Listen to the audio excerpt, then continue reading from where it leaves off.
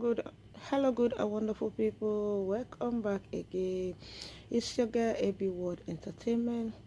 We want to talk about Obianuju, aka DJ Switch, where our Nigeria youth know as the Nigeria hero, the one where it saved her people from Lekki massacre toll gate, where they call Lekki freeway now. Now she want talk about.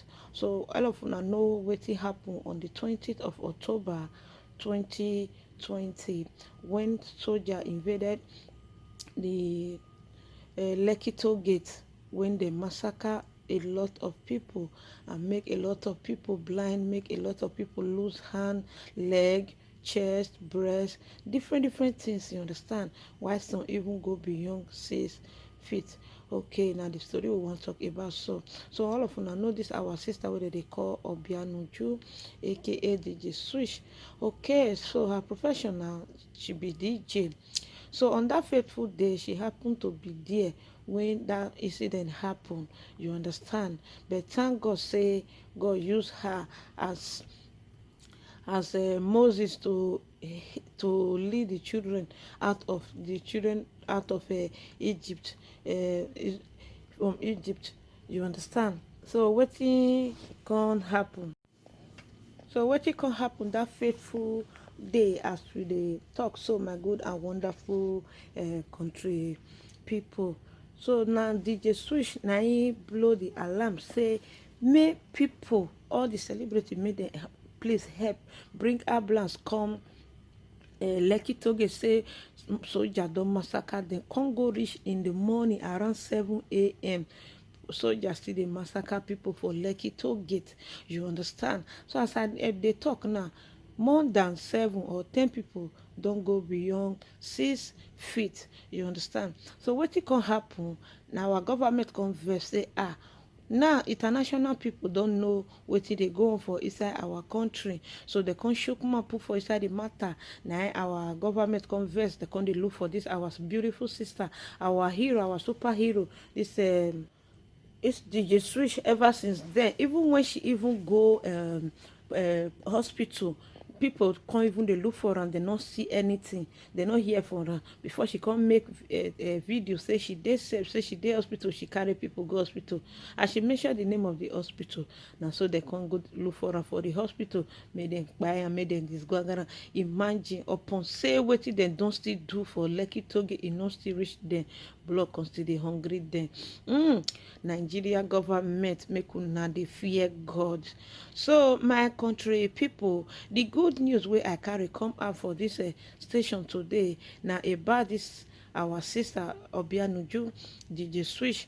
He don finally run comot for Naija, as I dey tell you so. So on her way, she come dey grant she come dey she come seek asylum from Canada government. So because of wetin happen for inside toll gate, because of the massacre and everything, the asylum wey she seek, they come grant am for her. You understand? So different things don happen for this our sister life. She be real hero. She need to tell this story to her own pikin dem. You understand? Her pikin dem. So now make God dey protect her. Even sometimes you go even see when she even wear one jalabia wey na man jalabia. She say she even dey sleep for a computer building, even from people house wey they even abandon. You understand? So that make dem not see and see the people. You know, as Nigeria people be, if police come arrest you, they not see you for house, they go arrest your mama or arrest your papa. So different places now. So she take sleep before she enter the country. Oh, thank God for her safety. You understand? So as I dey tell you now, so DJ Switch don finally make am comot for Nigeria because of say then they find her, make dem kpai am. So another story come still come outside, say the government of Nigeria don start to dey freeze people account one after the other. You understand? So wetin dem no fit do to people, that is, e get some people wey dey order to freeze the account, e get some people wey dey order to disgwangwan. You understand? But DJ Switch, oh, no be only to freeze her own account, but na to just give her that picture wey dey write a RIP, but God say it's not your own. So thank God now say our sister is safe in Canada, because she's, according to the video where she do, she said she never still reach Canada now. She still there from country to country, but she not mention the name. You understand? But thank God on the online asylum where she's sick, God grant her the asylum. You understand? So the Canada government just ask her, they accept the request. So anywhere where she dey, now then go pick am from there, bring am come Canada. You understand? So now I say I need to just let una know say the switch don't turn to Canada now, so they don't accept her asylum. Like she don't move, she don't fit escape to Canada, as I dey tell una. So thank God for her life. Make I put the video, make una look wetin happen and how the interview, how the asylum, how she take seek the asylum, how they take grant her for make I put am for una, make una see am. So all these things happen for on the night of November 2020. So congratulations to our sister. Thank you for being a hero. You will be a hero forever. Your name go dey waka for Nigeria till thy kingdom come. You understand? And your children will still benefit from that good what you do for many people. So my good and wonderful people, make I drop for here, make I put the video. I beg make una no verse for me, make I greet the full house first. Good morning, good afternoon, and good evening, depends on the time when I tell you watch me from. How is everyone doing? I hope you guys are doing great. Thanks to my new subscribers and to my returning subscriber. May God bless you all. I appreciate you. Please, if today may be the very first time where you come across this video, or you feel the watch, you never subscribe, I bet me you try me subscribe by hitting the notification bell, so that anytime where I take upload, you will be the very first person to be notified that I just uploaded a new video. As you do so, now so Papa God will take bless you for me in Jesus' name. Amen. So guys, I need to put the video for here, make una watch the full interview. God bless you, my sister. You're our hero for life. So see you in my next video and in the comment section. Choose. And then on that, being able to send in documents, please, any documents, any information that you would like to send through the clerk. Now we're going to move to questions, and the members are going to have an opportunity to ask the witnesses questions. We're starting with Ms. Ikra Khalid from the Liberal Party. Thank you very much, for 7 Mr. minutes. Chair. Thank you very much, Mr. Chair, and I thank all of the witnesses here for your very compelling testimony. I would like to start by giving Ms. Switch the opportunity to finish her narrative of the events that Ms. Ojigo also highlighted as well. So Ms. Switch, take your time, but I hope that you'll leave me some time to ask some follow-up questions. Just in your remarks, also, if you can address the Cybercrime Act in Nigeria and its impact on your advocacy in the online space as well. So please go ahead, Ms. Switch. Okay, so just to quickly round that up, so like you said, I can leave you some time. We were able to sort of hold our ground, and then the military left after a commandant came, and we got his name. I think they must have, we just guessed they must have found out that there were a lot of people that were watching what was going on. But 45 or 50 minutes later, the police came and did the same thing and actually killed people. So that's just to wrap it up as quickly as possible. With regards to cybercrime in Nigeria, I think that's if I understand your question. Yes, it's a problem. It is a problem.